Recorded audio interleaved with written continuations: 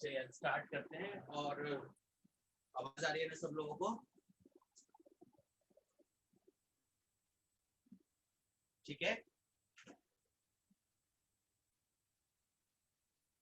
Right. तो basically कल मैंने आप लोगों को बताया था टाइम पीरियड और फ्रीक्वेंसी जो है वो हम लोग कैसे निकालते हैं एसएचएम में अलग अलग के लिए। ठीक है, हमने सिंपल पेंडुलम पढ़ा था। सिंपल पेंडुलम में हम लोगों ने पढ़ा था कि जो टाइम पीरियड होता है this is 2 pi L by, है ना, जी इफेक्टिव। और जी इफेक्टिव जो है उसकी वैल्यू चेंज होती है। चेंज कैसे होती है? जब आप कहाँ जाते हो, जैसे हमने पढ़ा था कि आप क्या है लिफ्ट में ऊपर की तरफ जाते हो तो जी इफेक्टिव क्या हो जाता है यार? जी प्लस है। जब नीचे की तरफ आते हो तो जी इफेक्टिव क्या हो जाता है? जी माइनस है, राइट। तो इस तरह से वैल्यू जो है वो चेंज होती है। हमने पढ़ा था जी की वैल्यू चेंज हो सकती है। अब एक दो और इफेक्ट बचे हैं, इसके बाद हम लोग क्वेश्चंस की तरफ चलेंगे। देखो, जैसे कि हम लोग बात करते हैं कि अगर आप क्या करते हो अर्थ के सरफेस पे, आप अर्थ के सरफेस पे हो, राइट, और इसकी रेडियस जो है वो कैपिटल आर है। ठीक है, अर्थ की रेडियस क्या है? Capital R. और हम लोग कहाँ चले गए? नेट से एच हाइट पे चले गए। ठीक है, और यहाँ पे जी की वैल्यू क्या हो गई? जी डैश हो गई। यानी कि हाइट का क्या इफेक्ट पड़ता है जी पे? तो हम लोग बोलते हैं कि जो जी डैश है इफेक्ट ऑफ हाइट, किस पे? जी पे, स्मॉल जी पे। तो क्या इफेक्ट पड़ता है? जी डैश बराबर हो जाता है g are square divided by are plus h का होल स्क्वायर। ठीक है यार, ये है हाइट का फॉर्मूला। यानी कि अगर आप एच हाइट पे जा रहे हो, आर जो है वो रेडियस है अर्थ की, अगर आप उससे एच हाइट पे जाते हो तो जो जी की वैल्यू है वो इतनी हो जाती है, g are square divided by are plus h का होल स्क्वायर। ऐसे ही अगर आप डेप्थ पे जाते हो, अगर हम लोग अर्थ की सरफेस के इनसाइड आ जाए, यहाँ आ जाए, मान लेते हैं ये डी डेप्थ है, तो आपके पास जो जी डैश है वो क्या हो जाएगा यार? G one minus d by R. ठीक है, डी जो है वो यहाँ पर क्या है? डेप्थ है। आर जो है वो रेडियस ऑफ अर्थ है। और एच जो है वो क्या है यार? हाइट है। ठीक है, एच जो है वो हाइट है। तो आपके पास ये जी की वैल्यू चेंज होती है जब आप हाइट पे जाते हो, अर्थ के सरफेस से अबव जाओगे या अर्थ के सरफेस के बिलो जाओगे। उससे क्या होगा? जो टाइम पीरियड है ना, यहाँ से जो टाइम पीरियड है वो क्या होगा? चेंज होगा। ठीक है, जल्दी से लिखो इसे प्लीज, आगे चलते हैं।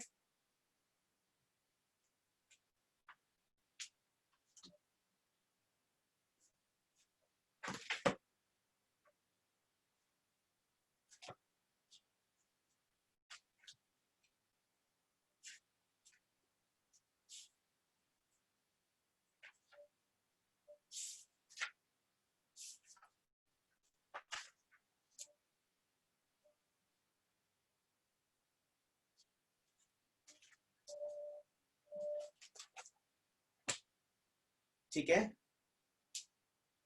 आवाज आ रही है? सब लोगों को दिखाई दे रहा है? एक बार मैसेज करके बता सकते हो यार, ताकि आगे कंटिन्यू करूं।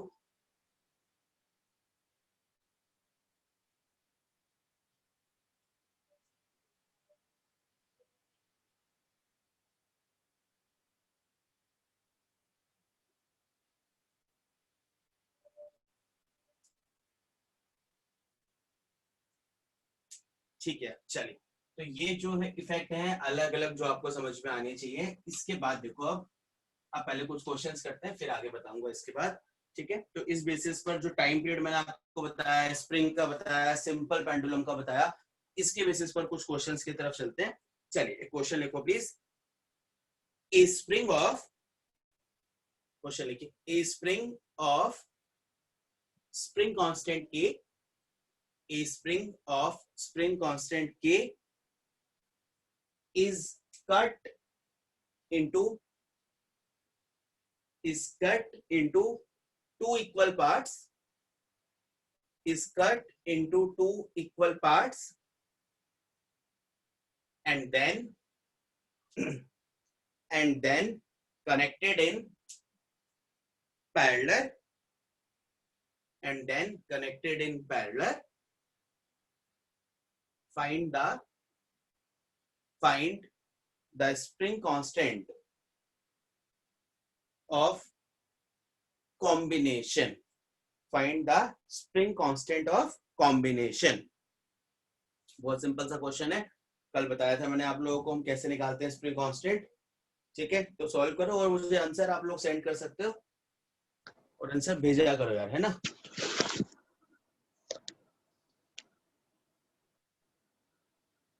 क्वेश्चन क्या कह रहा है कि एक स्प्रिंग है, स्प्रिंग कांस्टेंट क्या है यार, के है, स्प्रिंग है, स्प्रिंग कांस्टेंट क्या है, के है। आपने क्या कर दिया, उसे दो इक्वल पार्ट्स में डिवाइड कर दिया यार। तो जब दो इक्वल पार्ट्स में डिवाइड करोगे तो ये क्या हो गया 2k, और ये भी क्या हो गया 2k, है ना। हमने पढ़ा था जितने पार्ट्स में आप स्प्रिंग को डिवाइड करते हो उसका स्प्रिंग कांस्टेंट उतने टाइम्स हो जाता है, ठीक है, और उसका स्प्रिंग कांस्टेंट जो है वो उतने टाइम हो जाता है। और ये सिंपली क्या हो गया 2k हो गया। और जब आप इन्हें पैरेलल में कनेक्ट करोगे तो आपके पास क्या आएगा, सिंपली पैरेलल मैंने आपको बताया था ऐड हो जाता है, दैट इज 4, ठीक है। Answer is 4k। सिंपल सा क्वेश्चन है ताकि समझ में आए आप लोगों को। और ये एक बच्चे ने भेजा है, वेदिका ने ओनली। लेकिन प्लीज यार सब लोग मैसेज तो कर ही सकते हो साथ साथ, उसमें क्या इशू है, अगर सॉल्व हो जाता है तो तभी मुझे पता लगेगा कि सॉल्व हो रहा है आप लोगों से या नहीं हो पा रहा है ना। ठीक है, चलिए नेक्स्ट क्वेश्चन लिखेंगे प्लीज, इसे लिखो जल्दी से।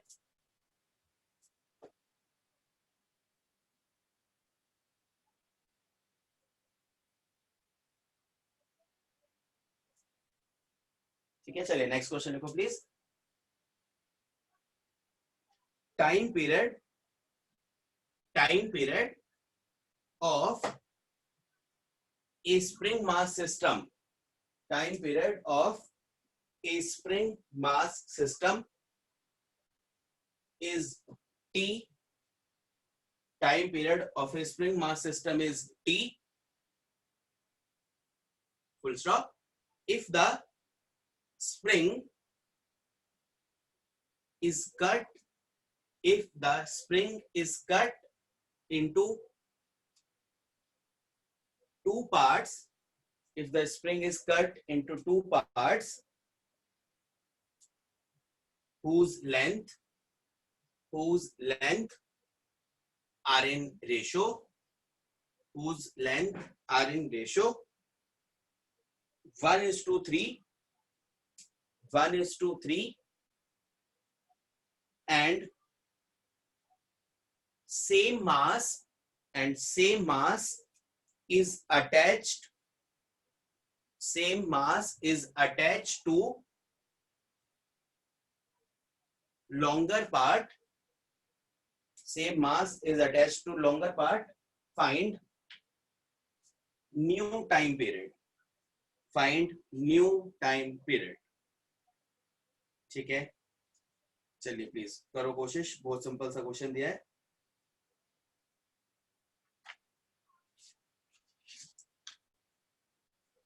ठीक है, ध्यान से क्वेश्चन पढ़ेंगे। क्वेश्चन क्या कह रहा है आपके कि जो टाइम पीरियड है एक स्प्रिंग मास सिस्टम का वो क्या है यार, टी है। और हमें पता है कि स्प्रिंग मास सिस्टम के लिए जो टाइम पीरियड होता है वो क्या होता है 2π√m/k, है ना यार, पता है हम लोगों को कि जो टाइम पीरियड है दिस इज 2π√m/k। अब क्वेश्चन क्या है कि आपने स्प्रिंग को क्या कर दिया, दो पार्ट में डिवाइड कर दिया, लेकिन दो इक्वल पार्ट्स में डिवाइड नहीं किया। क्वेश्चन कह रहा है दो पार्ट में डिवाइड किया है, और जो दो पार्ट में डिवाइड किया उसका रेशियो जो लेंथ का है दैट इज 1:3, यानी कि जो स्प्रिंग को आपने डिवाइड किया वो एक ये पार्ट है और एक इसका 3 पार्ट है। तो यानी कि जो लेंथ हो गई है ना, दोनों पार्ट की जो लेंथ हो गई वो क्या हो गई यार L/4, 3L/4, है ना। टोटल लेंथ अगर L है तो भाई रेशियो क्या है 1:3, that means the length of smaller part must be L/4 and the length of longer part must be 3L/4। ठीक है यार, कितनी होनी चाहिए 3L/4।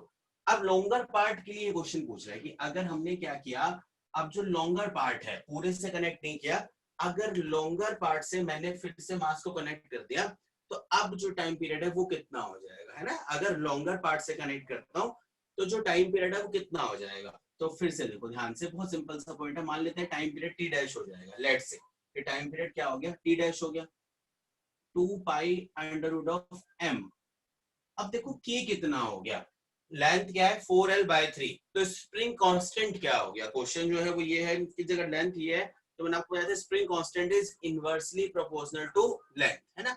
स्प्रिंग कांस्टेंट क्या है, इनवर्सली प्रोपोर्शनल है यार लेंथ के, तो इनवर्सली प्रोपोर्शनल है तो कितनी हो जाएगा स्प्रिंग कांस्टेंट 4k/3।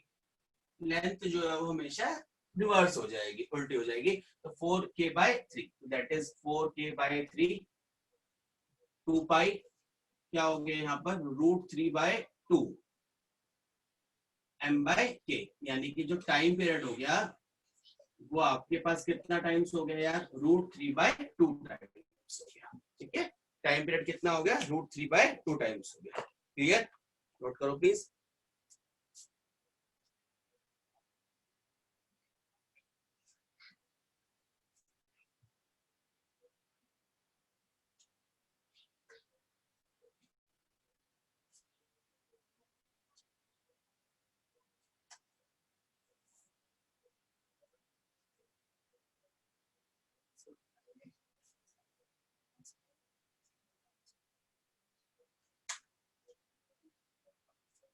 ठीक है, राइट।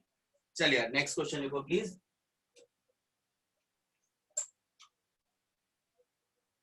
लिखिए the time period of, next question, the time period of oscillation, the time period of oscillation of mass m, the time period of oscillation of mass m suspended from spring of negligible mass, suspended from spring of negligible mass is T, is capital T। ठीक है, यानी कि अगर आपने एक मास लगा दिया spring के साथ तो उसका जो टाइम पीरियड है वो क्या है यार कैपिटल टी है। ठीक है, full stop. If along with it, if along with it another mass of m, जो पहले m था वही m है, another mass of m is also suspended, find the time period of oscillation, find the time period of oscillation। क्या बताना है आपको, time period बताना है यार। ठीक है, बहुत सिंपल सा क्वेश्चन है, करो कोशिश।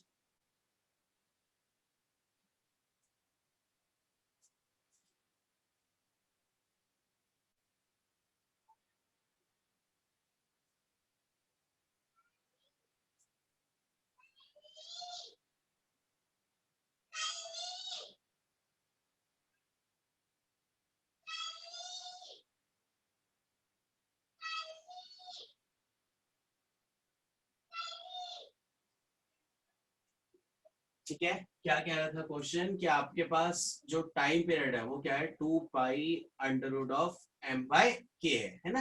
अब क्वेश्चन बहुत सिंपल सा है, क्वेश्चन कह रहा है क्योंकि हम लोग जनरली अभी तक जो इफेक्ट पढ़ रहे हैं वो बार बार किसका इफेक्ट पढ़ रहे हैं यार के पे, कि आप स्प्रिंग को 2 पार्ट में डिवाइड कर दोगे, इस पार्ट में डिवाइड कर दोगे, ऐसे करोगे, टाइम पीरियड पे इफेक्ट पड़ता है। ये क्वेश्चन बहुत सिंपल है लेकिन बच्चे कंसीडर नहीं करते। मतलब क्यों, क्या कहने की कोशिश कर रहा हूँ, क्वेश्चन कह रहा है कि भाई जैसे एक स्प्रिंग है, इसके साथ आपने मास अटैच कर दिया एक एम, तो इसका टाइम पीरियड तो ये हो गया यार।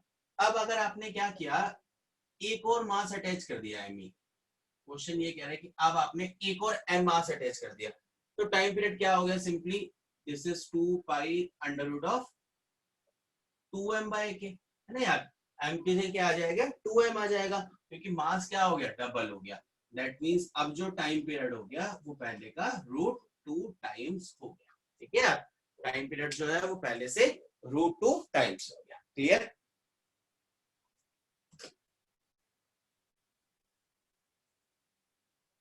ठीक है। चलिए नेक्स्ट लिखेंगे, वो बहुत अच्छा क्वेश्चन है, लिखें।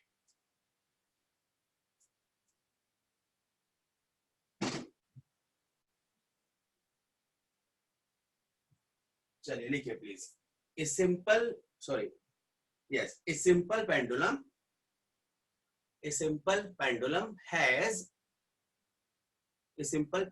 has time period t1 A simple pendulum has time period t1 on the surface of earth, on the surface of earth. ठीक है, सिंपल पेंडुलम का टाइम पीरियड क्या है, t1 है, on the surface of earth, right, full stop. Its time period is t2. Its time period is t2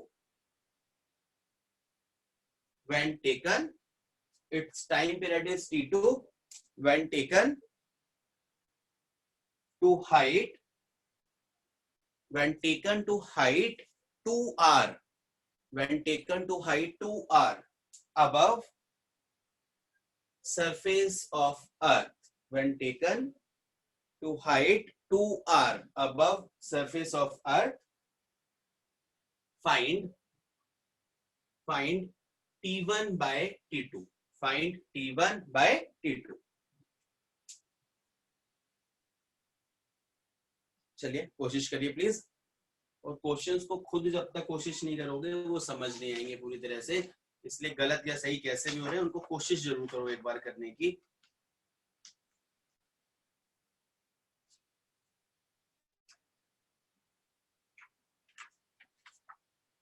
question समझ में आना चाहिए कि उसका जो टाइम पीरियड था यार, है ना, वो कितना था, t1 था जब आपके पास सरफेस ऑफ अर्थ पे थी, और जब h 2r के बराबर हो गया, यानी कि जो हाइट है वो 2r के बराबर हो गई, तो उसके जो टाइम पीरियड हो गया वो कितना हो गया, t2 हो गया यार। आपको रेशियो बताना है t1:t2 का, तो किसी का भी आंसर आया तो मैसेज कर सकता है, और अगर आप मैसेज नहीं कर रहे हो इसका मतलब आंसर नहीं आ रहा आप लोगों का ना।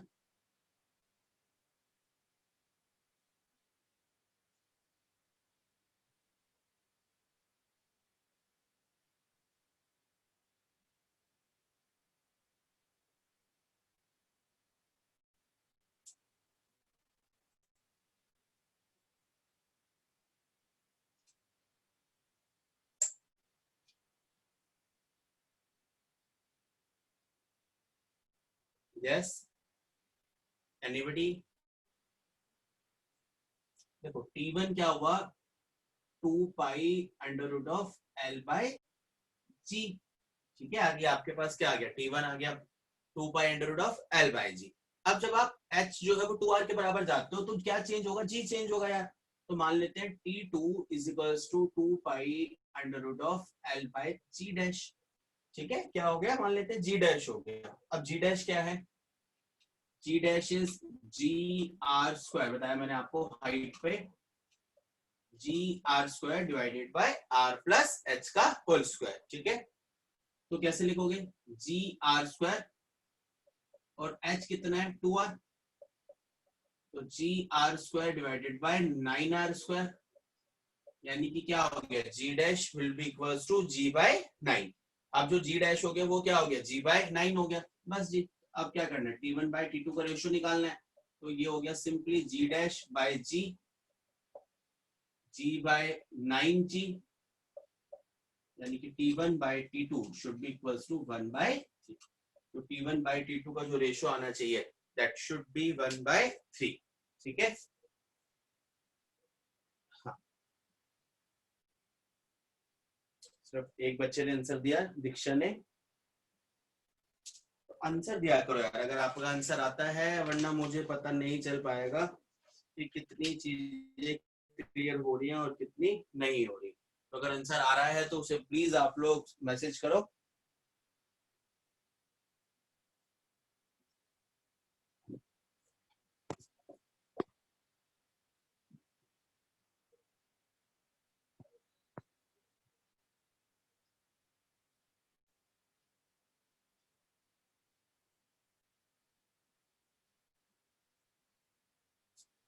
ठीक है, आई थिंक क्लियर है। चलिए नेक्स्ट लिखेंगे please, the time period, next question, the time period of a simple pendulum, the time period of a simple pendulum measured inside a sir एक रिपीट कर stationary दीजिए. measured inside a stationary lift is T. The time period of a simple pendulum measured inside a stationary lift is T, capital T, full stop. If lift starts accelerating upwards, if lift starts accelerating upwards with acceleration of 2/3, find the time period of oscillation.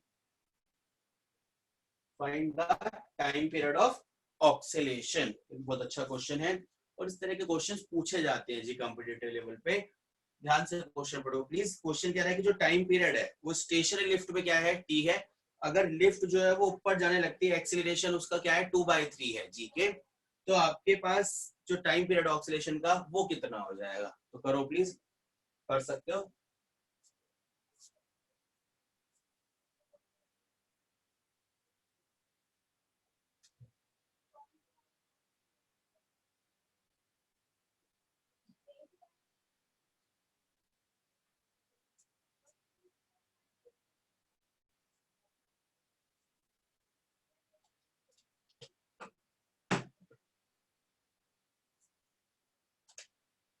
Yes, आया answer किसी का? किसी ने नहीं बचा अभी तक?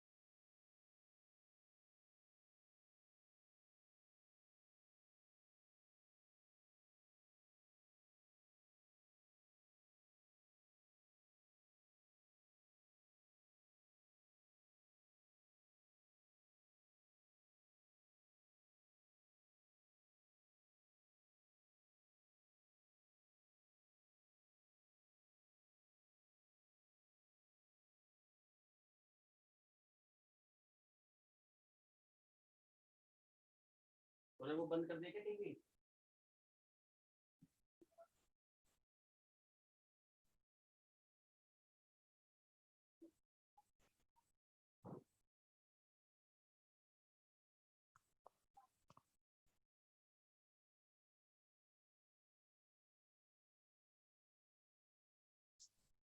हाँ जी, तो शायद कनेक्शन में कुछ प्रॉब्लम आई थी, है ना. तो जी डैश क्या हो गया, जी प्लस ए हो गया, राइट, क्योंकि आपके पास कहाँ जा रहा है, ऊपर एक्सीलरेट कर रहा है.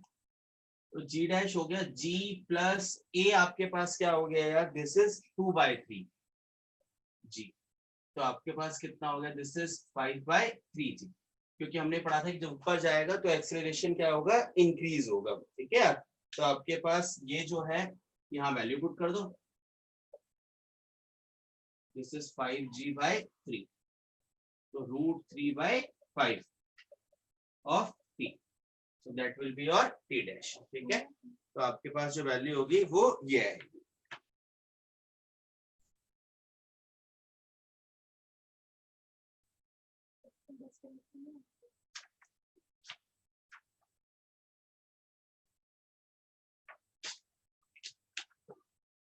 ठीक है, नोट कीजिए इसे please.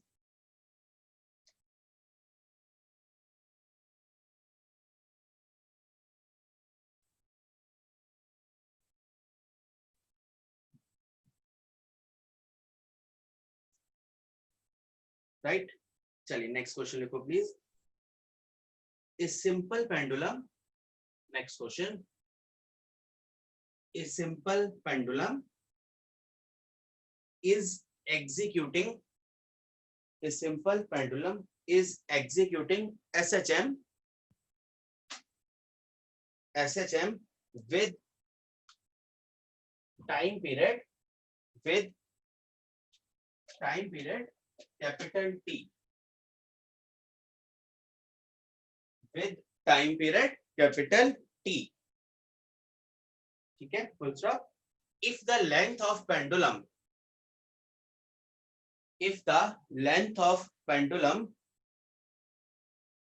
is increased by 21%, if the length of pendulum is increased by 21%, find the percentage increase, find the percentage increase in its time period, find the percentage increase in its time period. बहुत simple सा question है यार, अगर length of pendulum हम लोग 21% बढ़ा दें तो टाइम पीरियड कितने परसेंट चेंज होगा, ठीक है, चलिए करो प्लीज.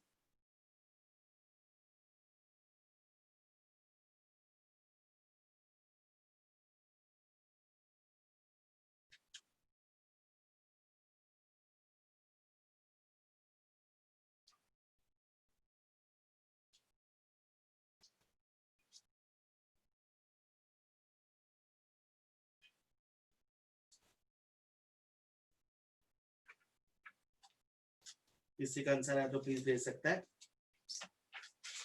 कोई तो भेजा जिससे पता चलेगा आंसर आ रहा है किसी का. बहुत सिंपल सा क्वेश्चन है ये.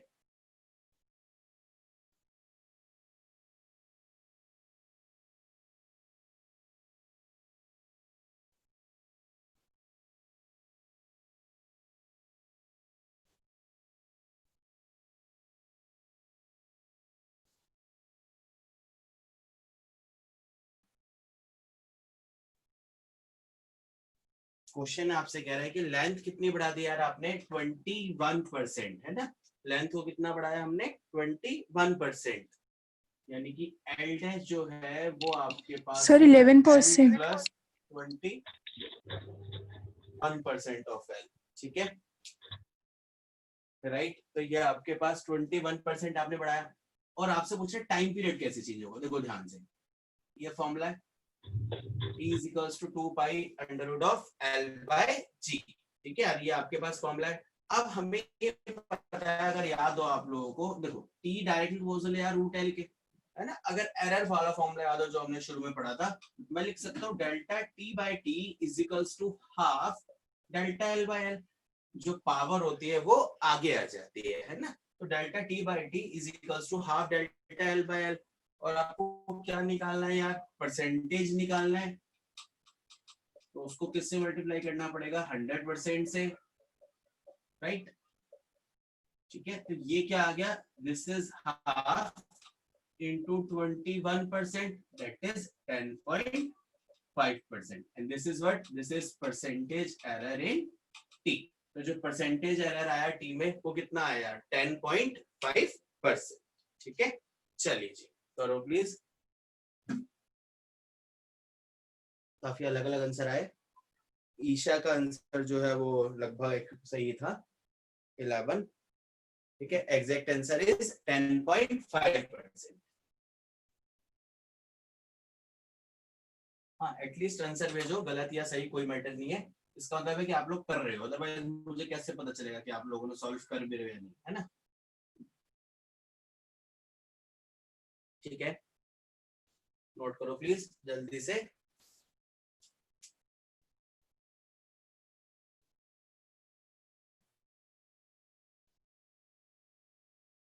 ठीक है, नेक्स्ट क्वेश्चन लिखेंगे, बहुत आसान क्वेश्चन है ये, शायद आप लोग कर पाओगे. देखो, ए cabin CABIN, a cabin is falling freely under gravity. A cabin is falling freely under gravity. Find the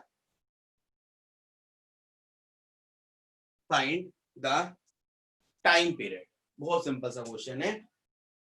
एक कैबिन जो है, या जैसे कि एक लिफ्ट है, कुछ भी ले सकते हो आप, उसका क्या है आपके पास, वो ग्रेविटी में फ्री फॉल में आ रहा है, ठीक है यार, उसको छूट गया, जैसे होता है ना हम कहते हैं लिफ्ट का तार टूट गया, तो आपके पास फ्री फॉल में है, तो उसका टाइम पीरियड क्या होगा, क्वेश्चन ये है कि उसका टाइम पीरियड क्या होगा। करो कोशिश, ये तो बहुत आसान है यार, बता सकते हो कोई भी।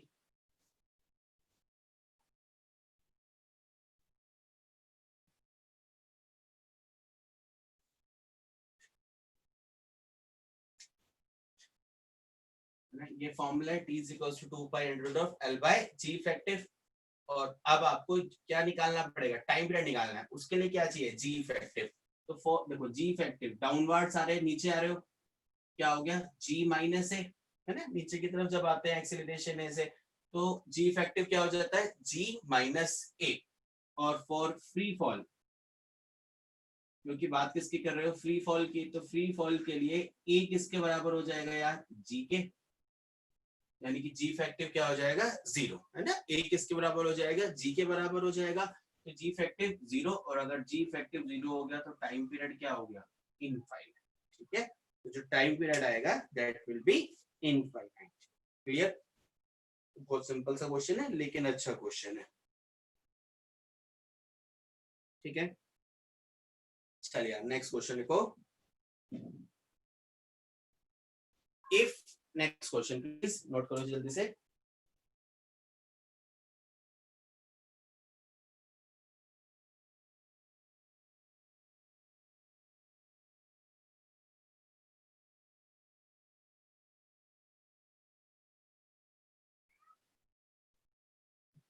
ठीक है, लिखिए please, if a metal Bob, if a metal Bob of a simple pendulum, if a metal bob of a simple pendulum is replaced by, is replaced by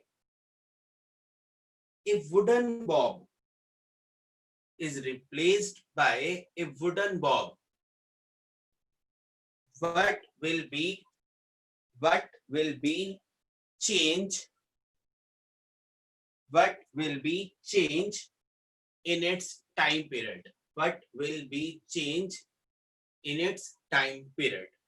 मतलब क्या है, सिंपली कि आपने मेटल बॉब को किससे रिप्लेस कर दिया, wooden Bob से, ठीक है, मेटल बॉब की जगह हमने क्या लगा दिया यार, वुडन बॉब लगा दिया, तो जो टाइम पीरियड है उसमें चेंज क्या होगा, सिंपल पेंडुलम है मेरे पास, उसमें पहले एक मेटल बॉब लगा रखा था, उसको हटा के एक वुडन बॉब लगा दिया, और लेट से दोनों का मास ऑब्वियसली क्या होगा, डिफरेंट होगा, अगर सेम साइज का मैं ले रहा हूँ, तो जो आपका टाइम पीरियड पे इफेक्ट है सिंपल पेंडुलम के, वो क्या होगा। ठीक है यार, ये प्लीज बताओ, कंसेप्चुअल टाइप का ही क्वेश्चन है लेकिन अच्छा क्वेश्चन है, तो प्लीज आंसर बताओ कोई भी।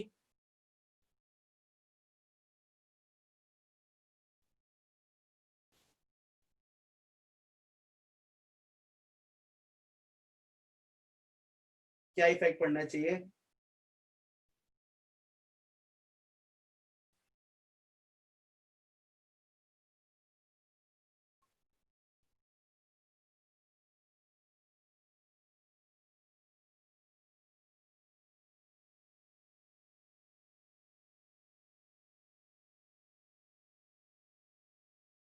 यश का या डिक्रीज, और बताओ भाई, आंसर तो देना चाहिए यार, गलत सही से कोई मैटर नहीं है।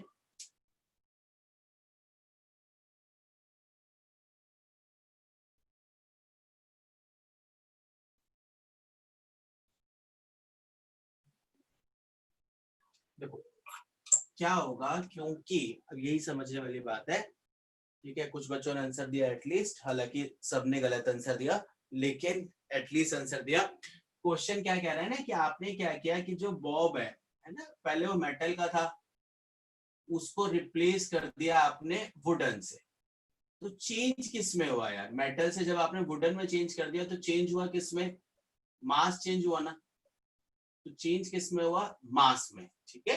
तो टाइम पीरियड जो है सिंपल पेंडुलम का, उसका फॉर्मूला क्या है, this is 2 pi under root of l by g, ठीक है यार, ये फॉर्मूला है इसका, तो आपके पास जो है, हाँ ईशा ने आंसर सही दिया है सेम, तो देखो इसमें तो मास आता ही नहीं यार कहीं भी, तो इसलिए आपके पास क्या रहेगा, दैट विल रिमेन सेम। तो आपके पास क्या रहेगा, सेम रहेगा, क्योंकि ना तो आपने लेंथ चेंज की, ना ही मास चेंज करने से जी की वैल्यू चेंज होती है। हाँ, अगर हमसे कहता कि नहीं भाई आपके पास क्या है, स्प्रिंग की बात करता, तो स्प्रिंग में जो मास आप अटैच करते हो वो भी स्प्रिंग के मास पे नहीं, जो मास आप अटैच करते हो स्प्रिंग में उस पे इफेक्ट पड़ता है टाइम पीरियड का।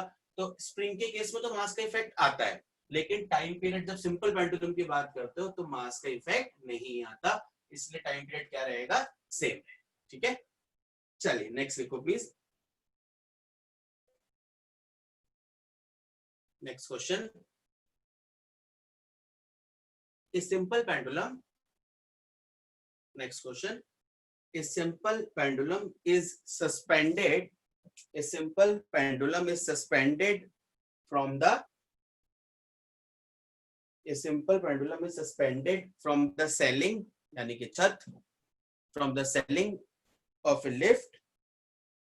ठीक है, एक लिफ्ट पे गए और आपने छत पे उस पे एक सिंपल पेंडुलम लटका दिया। ठीक है जी, from a ceiling of a lift, full stop, when lift is at rest, when lift is at rest, its time period is t, when lift is at rest its time period is capital T, full stop, what acceleration, what acceleration should the lift, what acceleration should the lift be accelerated, be accelerated upwards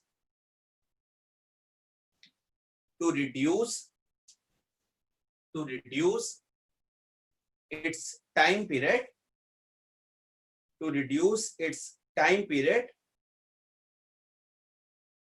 t by 2, t by 2। ठीक है, ध्यान से question पढ़ो please एक बार। Question कह रहा है कि आपके पास क्या है, एक सिंपल पेंडुलम है, उसको आपने लिफ्ट की सेलिंग से, छत से लगा दिया, और उसका जो टाइम पीरियड है वो ऑक्सीलेट कर रहा है सिंपल पेंडुलम, उसका जो टाइम पीरियड है वो क्या है आपके पास, टी है यार। ठीक है, अब क्या है कि लिफ्ट ऊपर जा रही है, जब लिफ्ट ऊपर जाती है तो क्वेश्चन कह रहा है कि उसका टाइम पीरियड टी बाय 2 हो जाएगा। तो कितने एक्सीलरेशन से लिफ्ट ऊपर जाए कि उसका टाइम पीरियड कितना हो जाए, टी बाय 2 हो जाए। ठीक है, तो प्लीज ट्राई करो एक बार, सिंपल सा क्वेश्चन है।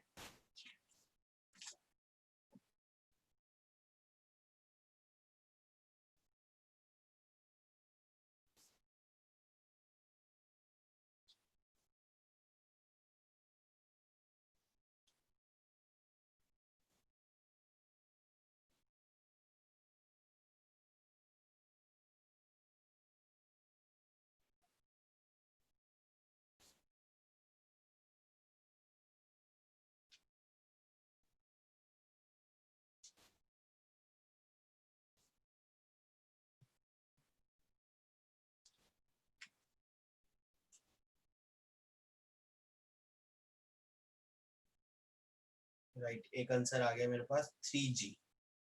और कोई,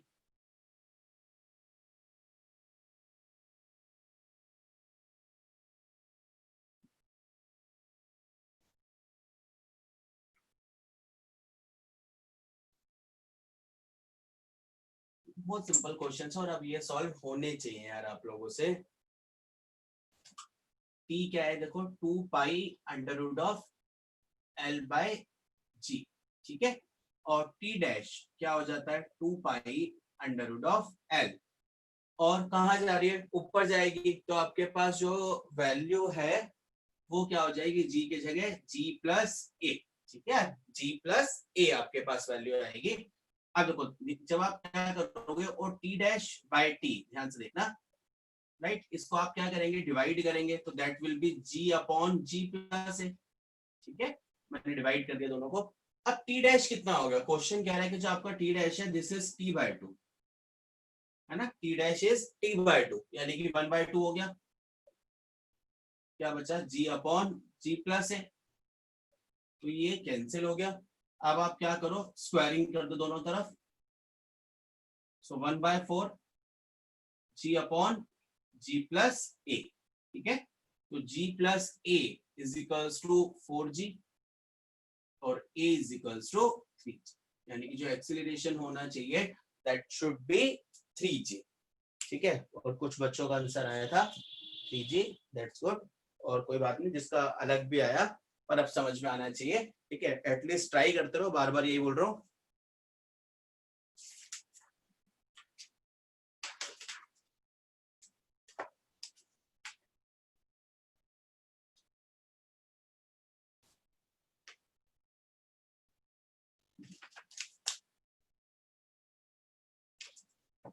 ठीक है, चलिए नोट कीजिए इसे प्लीज, आगे चलते हैं।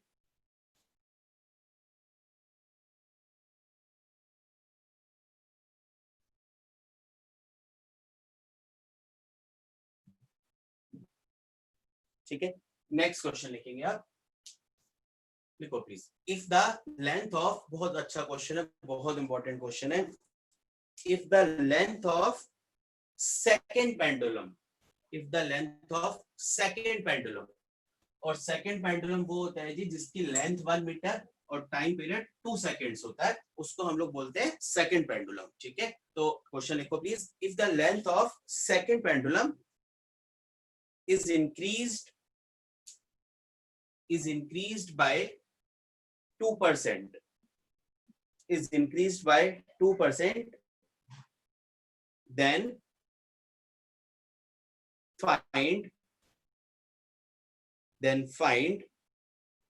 the loss, of time period in simple pendulum. Find the loss of time period in simple pendulum in a day. In a day, बहुत अच्छा क्वेश्चन है। In a day, right. ध्यान से क्वेश्चन पढ़ो प्लीज। क्वेश्चन आपसे क्या कह रहा है कि भाई आपके पास क्या है, लेंथ जो है वो मैंने सिंपल पेंडुलम कितने इंक्रीज कर दिया, 2% इंक्रीज कर दी।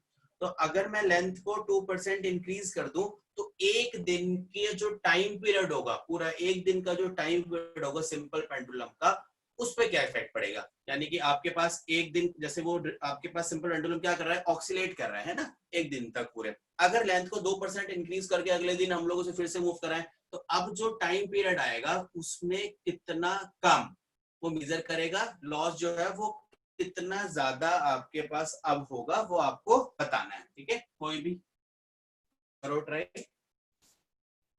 और 4 ऑप्शंस भी मैं दे देता हूँ इस क्वेश्चन में, क्योंकि बहुत इंपॉर्टेंट क्वेश्चन है, आए हुए क्वेश्चंस हैं। This is option A, option B, option C and option D, ठीक है। ये 4 ऑप्शंस हैं, चलिए करो कोशिश।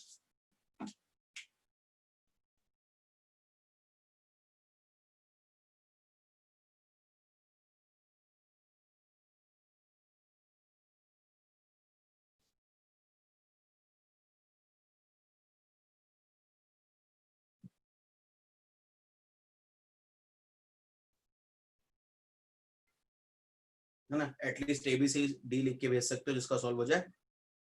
4 ऑप्शंस हैं आपके पास।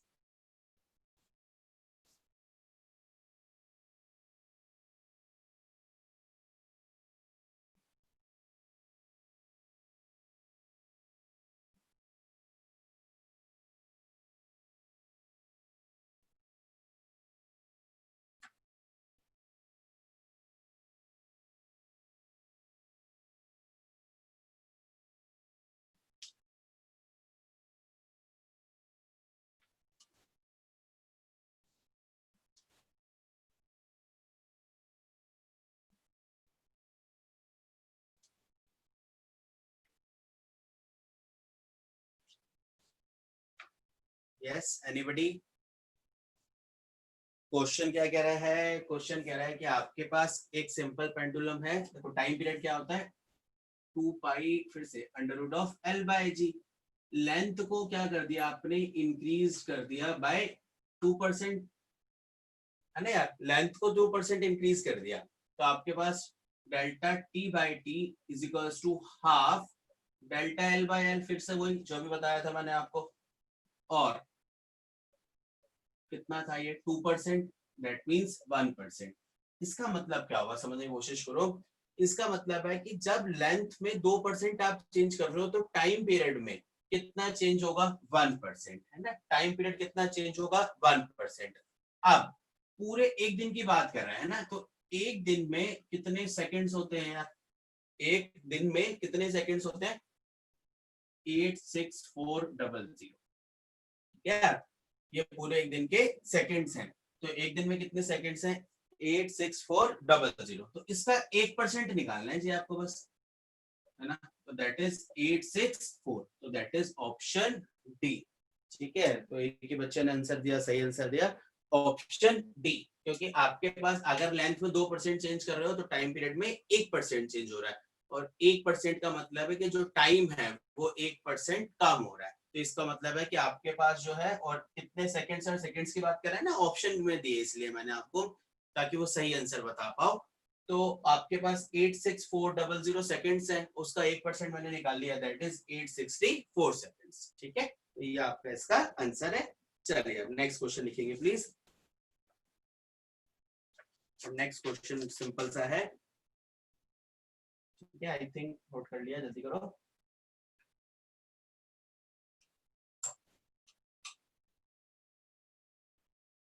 नेक्स्ट क्वेश्चन क्या है, देखो T square x by D T square plus alpha X is equals to 0।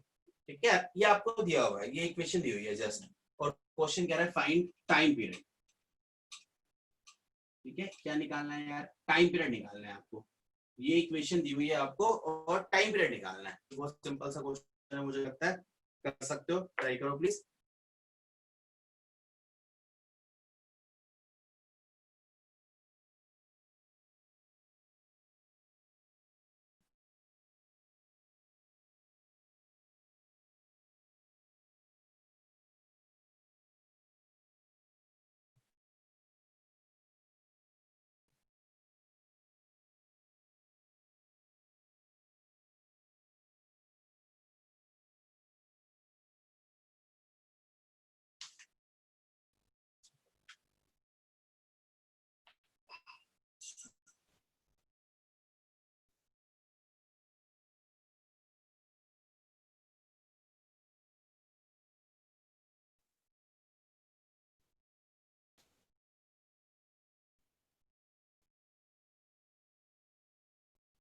Yes, ठीक है, कैसे करेंगे, देखो आपके पास ये वैल्यू है ना, d square x by D T square, और d square x by D T square is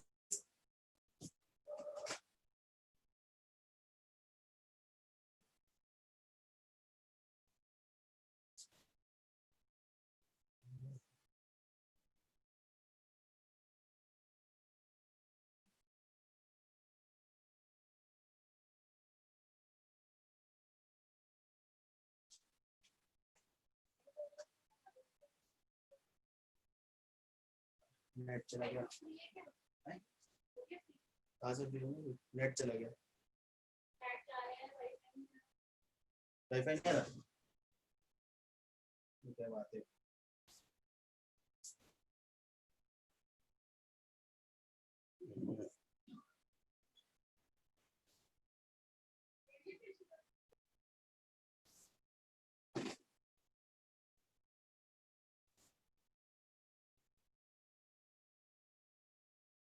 ठीक है, चलिए यार, नोट कर लिया होगा I think. Next question is,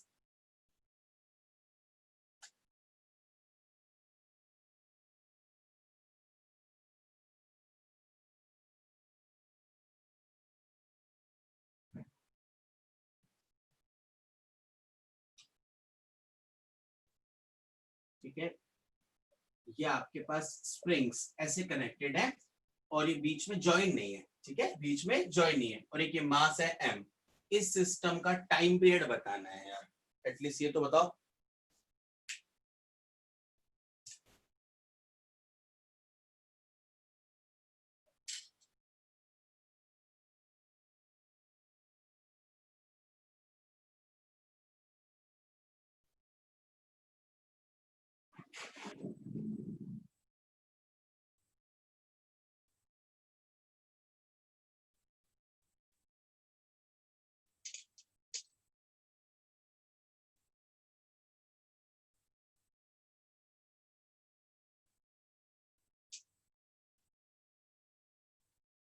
ठीक है, कैसे करोगे यार? देखो मैं इसको ऐसे बना सकता हूँ,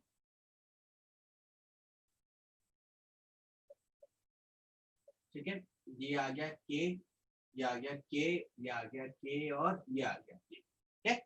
ये आपके पास सारी वैल्यूज आ गई, मैंने सिर्फ इन्हें अलग अलग कर लिया यार, ठीक है।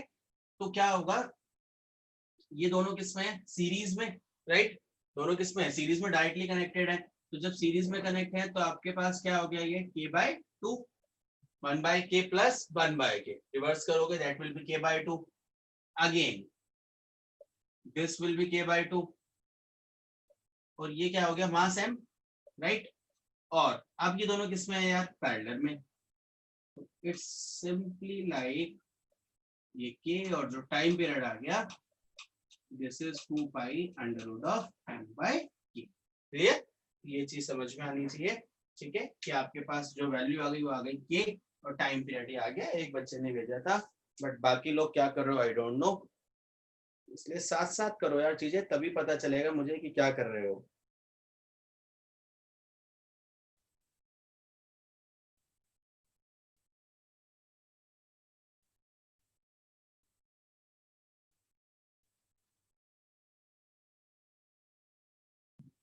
ठीक है, नोट कीजिए please.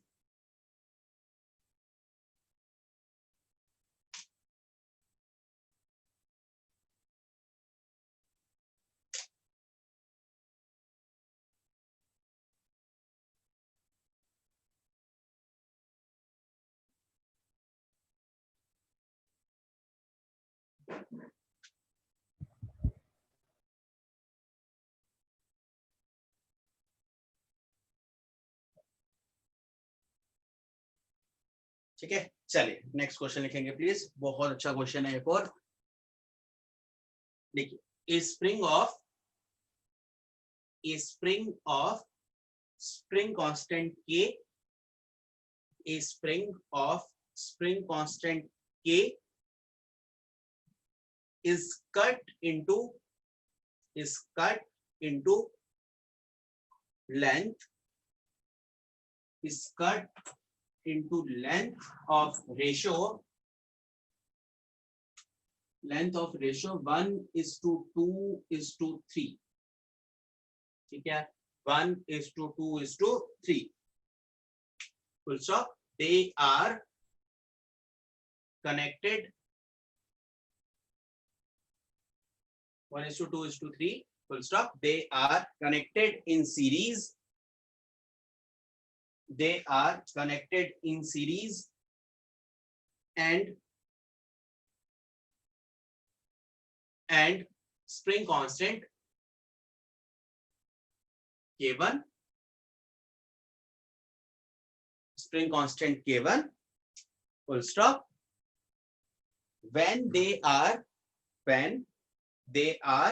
connected in parallel, when they are connected in parallel, spring constant is K2. Spring constant is K2. Find K1 by K2.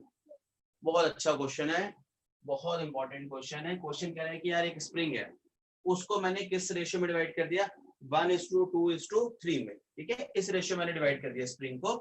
तो क्वेश्चन कह रहा है कि आपने एक बार तीनों को, जो आपके पास तीन वैल्यूज आई, तीन अलग अलग स्प्रिंग कांस्टेंट आए, उनको एक बार सीरीज में कनेक्ट किया, एक बार पैरेलल में कनेक्ट किया, दोनों का रेशियो बताना है आपको, ठीक है। ट्राई करो जल्दी से प्लीज।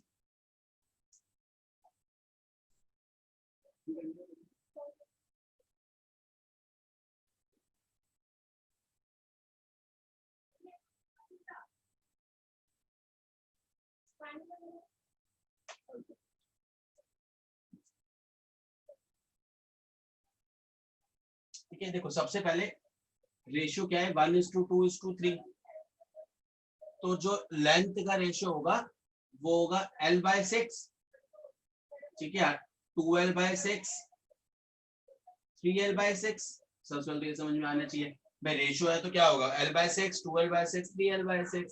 तो आपके पास क्योंकि 1:2:3 है ना, तो स्प्रिंग कांस्टेंट क्या होगा, स्प्रिंग कांस्टेंट जो वैल्यूज आएगी अलग अलग, वो क्या आएगी, इनवर्सली प्रोपोर्शनल है, so this will be 6k 6/2 that is 3k और 2k, सिंपल।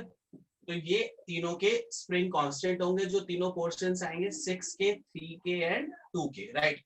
अब जब आप इन्हें पैरेलल में कनेक्ट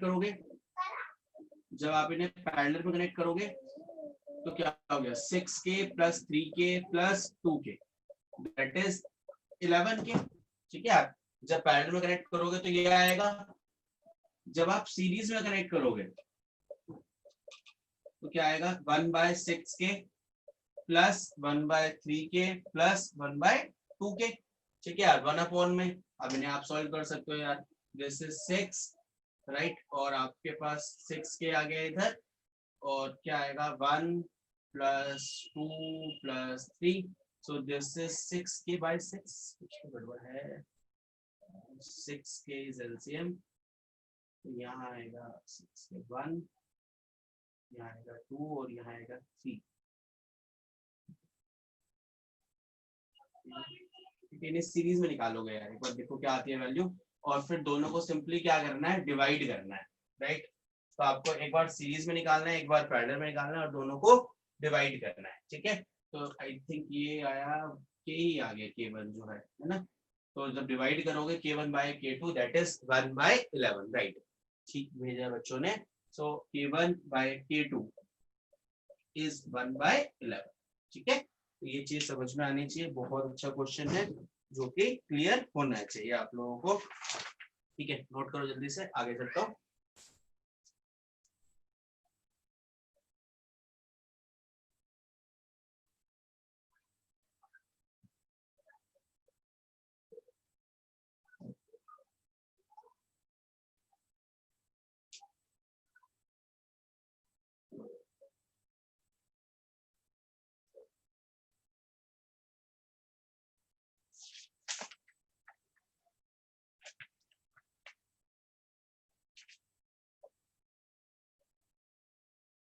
ठीक है, चलिए यार अब आगे देखो प्लीज। तो इस तरह के क्वेश्चन जो है वो आप लोगों को यहाँ से मिलेंगे। इसके अंदर एक दो चीजें छोटी छोटी सी इसके अंदर, जैसे कि जो नहीं पूछी जाती जनरली, फ्री ऑक्सीलेशन, और सबसे पहले इसके अंदर बात करेंगे damped oscillation. Damped oscillation, damped oscillation कौन से होते हैं, जिनमें एम्पलीट्यूड क्या हो जाता है, डिक्रीज हो जाता है यार। तो जैसे कि आपके पास ये है ना, तो ये एम्पलीट्यूड कंटिन्यूअसली क्या होगा, डिक्रीज होगा, that is called, these are called damped oscillation. तो डैम्प्ड का मतलब है कि एम्पलीट्यूड का कंटिन्यूअसली डिक्रीज होना, दैट इज कॉल्ड डैम्प। तो जैसे कि सिंपल पेंडुलम है, आपने क्या किया, उसको छोड़ दो, है ना यार, एक्सट्रीम पोजीशन पर ले जाकर छोड़ दो, क्या होगा, धीरे धीरे धीरे धीरे उसका एम्पलीट्यूड क्या होगा, डिक्रीज होगा, और फाइनली वो क्या हो जाएगा, 0 हो जाएगा, उसे बोलते हैं डैम्प। दूसरा होता है अनडैम्प्ड ऑक्सीलेशन, ठीक है।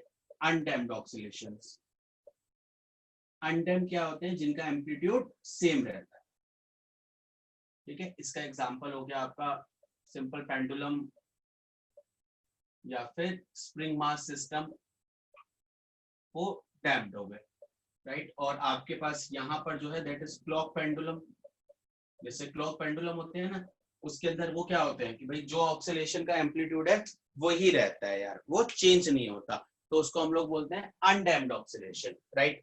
फिर एक होते हैं फ्री ऑक्सीलेशन।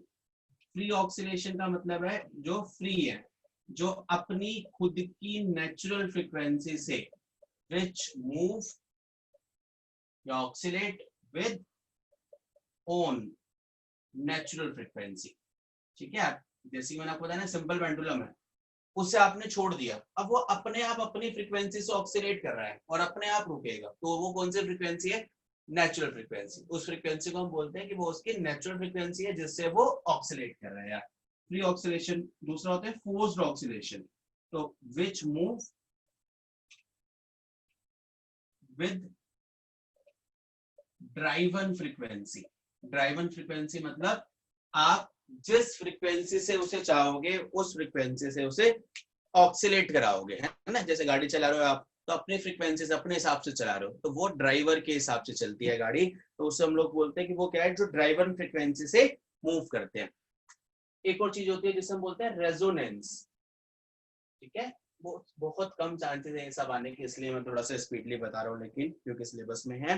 रेजोनेंस, रेजोनेंस क्या है? अगर आपका फ्री ऑक्सीलेशन की फ्रीक्वेंसी फोर्स्ड ऑक्सीलेशन के फ्रीक्वेंसी के बराबर हो जाती है, अगर फ्री ऑक्सीलेशन की फ्रीक्वेंसी फोर्स्ड ऑक्सीलेशन के फ्रीक्वेंसी के बराबर हो जाती है, तो उस प्रोसेस को हम लोग क्या बोलते हैं? रेजोनेंस बोलते हैं। ठीक है, उस प्रोसेस को रेजोनेंस बोलते हैं जब frequency of free oscillation, that means natural frequency is equals to driven frequency. जब नेचुरल फ्रीक्वेंसी किसके बराबर हो जाए?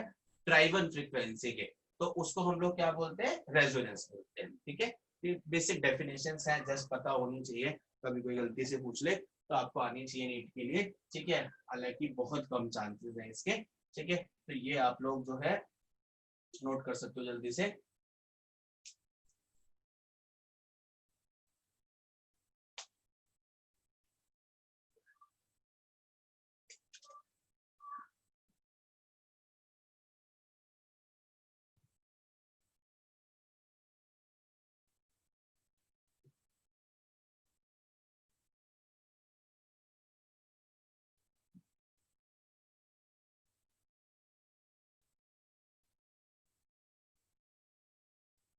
ठीक है, चल यार।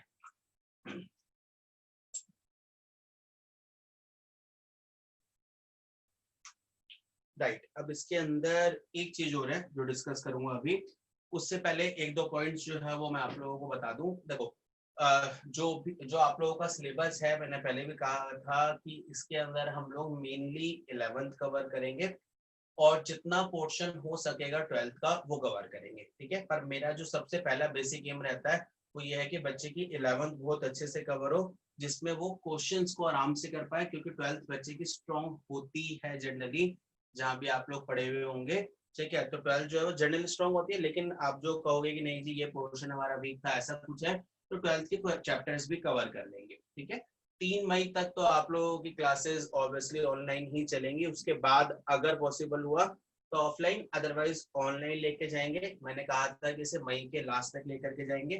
ठीक है, तो मई के लास्ट तक सिलेबस करा करके आप लोगों का, तब इसे हम लोग खत्म करेंगे यार। ठीक है, एटलीस्ट फिजिक्स में तो मैं तब खत्म करूंगा जब ये आप लोगों का 11th खत्म हो जाएगी, और 12th का भी कुछ पार्ट में करा दूंगा। और क्या कहते हैं, मई के लास्ट तक जो है मोस्ट प्रोबेबली, क्योंकि नीट का एग्जाम भी लेट जाएगा।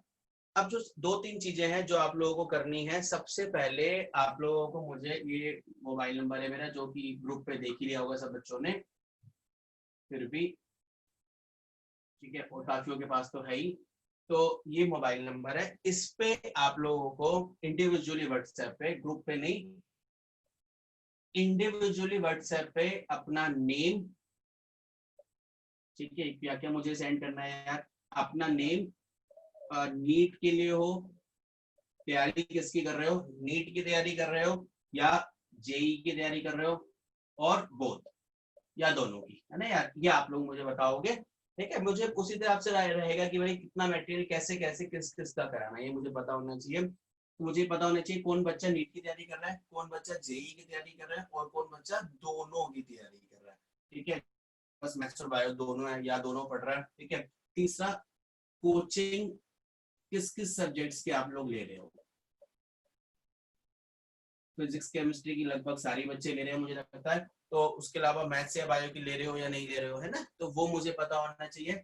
ठीक है, this is only for my knowledge, जिससे मुझे पता चले किसके चांसेस कितने ज्यादा हैं क्लियर करने के। ठीक है, आप तो ये आप लोग बताओगे। तीसरा, नेक्स्ट पॉइंट, स्टडी मटेरियल।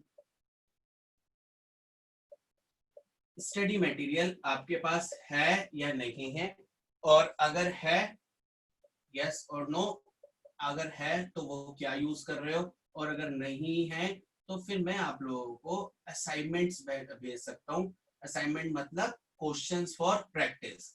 ठीक है, कल एक दो बच्चों का आया था कि सर असाइनमेंट भेज दो। ठीक है, तो उसके लिए मैं कुछ पता करना चाह रहा हूँ कि क्या क्या है। अच्छा, एक जो है वो पासपोर्ट साइज फोटो व्हाट्सएप पे सेंड कर दोगे। ये मेरे रिकॉर्ड के लिए है, मैं हर साल अपना रिकॉर्ड रखता हूँ पूरा, कि क्या क्या कौन कौन से बच्चे पढ़ाए, कितने बच्चे पढ़ाए, है ना, ये सब चीजें रिकॉर्ड के लिए है। तो पासपोर्ट साइज फोटो जो है ये आप लोगों को सेंड करनी है सब लोगों को, जिससे एटलीस्ट मुझे पता हो कि कौन कौन से बच्चे मैंने पढ़ाए थे यार। ठीक है, क्योंकि अब तो ऑफलाइन तो हम पढ़ा नहीं रहे अभी, तो ये सारी चीजें जो है ये सब लोगों को पर्सनल मुझे व्हाट्सएप करनी है, सबसे पहली चीज तो ये। उसके बाद जो इम्पोर्टेंट पॉइंट है वो ये है कि जो फीस है फिजिक्स की, ठीक है, वो आप लोग या आइदर थ्रू पेटीएम, या तो पेटीएम से भेज सकते हो, और या फिर बैंक अकाउंट में। तो जिसको बैंक अकाउंट में भेजनी होगी मैं उसको अकाउंट नंबर भेज दूंगा, ठीक है, और या फिर पेटीएम कर सकते हो। पेटीएम नंबर जो है वो यही वाला है, ठीक है, जैसे भी आपको ठीक लगे।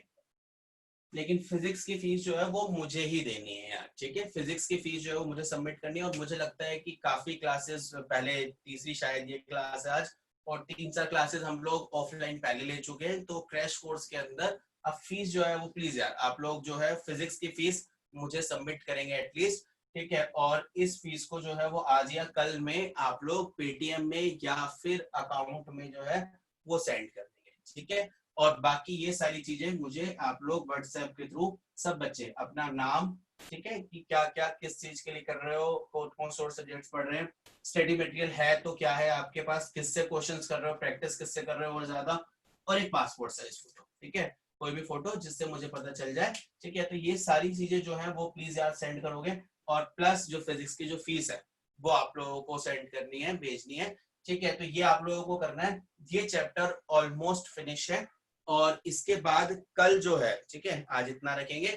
कल जो है वो एक छोटा सा, इसमें छोटा सा एक टॉपिक रह गया है, वो मैं कल कराऊंगा। और कल वेव्स पढ़ेंगे यार, वो थोड़ा सा डिफिकल्ट चैप्टर बच्चे को लगता है, तो वेव्स करेंगे, क्योंकि फिर मैं उस हिसाब से ना असाइनमेंट्स वगैरह ये सब चीजें मुझे बनवानी है यार। तो मैं टाइम वेस्ट नहीं करना चाह रहा बिल्कुल भी। तो जितना मुझे जैसे बच्चे बताएंगे क्या क्या है, ठीक है, उस हिसाब से मुझे देखना पड़ेगा, क्योंकि मेरे पास भी जो बुक्स वगैरह होती है वो सेंटर्स पे ही है, तो फिर वो मुझे असाइनमेंट बनवाने के लिए लानी पड़ेंगी, वो सब चीजें मुझे देखनी पड़ेंगी। तो प्लीज जो कह रहा हूँ वो सब चीजें मुझे आप लोग सेंड कर देंगे, ठीक है। तो आज के लिए इतना रखेंगे, और फिर कल मिलते हैं आप लोगों से। और कल की जो क्लास है वो 9:45 पे स्टार्ट करेंगे यार, ठीक है, थोड़ा सा जल्दी स्टार्ट करेंगे। एक्चुअली 11:30 में मेरी दूसरी क्लास होती है, तो या तो मैं कोशिश कर रहा हूँ उसका टाइम थोड़ा शिफ्ट करूँ, या फिर आप लोगों को थोड़ा सा पीछे लेकर के चलूँ, ताकि थोड़ा सा ज्यादा टाइम दे पाऊँ। तो उस पर मैं वर्क कर रहा हूँ। तो अभी जो है वो कल मिलेंगे 9:45 पे, और इसे कंप्लीट करके थोड़ा सा ही रह गया। ये तो क्वेश्चंस मैंने करा दिए हैं मोस्टली, जो क्वेश्चंस मैंने कराए हैं काफी क्वेश्चंस करा दिए हैं, उनकी प्रैक्टिस साथ साथ करते रहोगे। और ये जो क्वेश्चंस करा दिए हैं इनको करोगे, प्लस जो क्वेश्चंस दूंगा उनको करोगे, और इससे आगे चलेंगे, कल वेव्स करेंगे, ठीक है। चलिए आज के लिए इतना रखेंगे। Okay, ta ta bye bye, take care. Wave optics नहीं, इसके बाद जो 11th की ऑप्टिक्स थी, ठीक है यार, वेव ऑप्टिक्स नहीं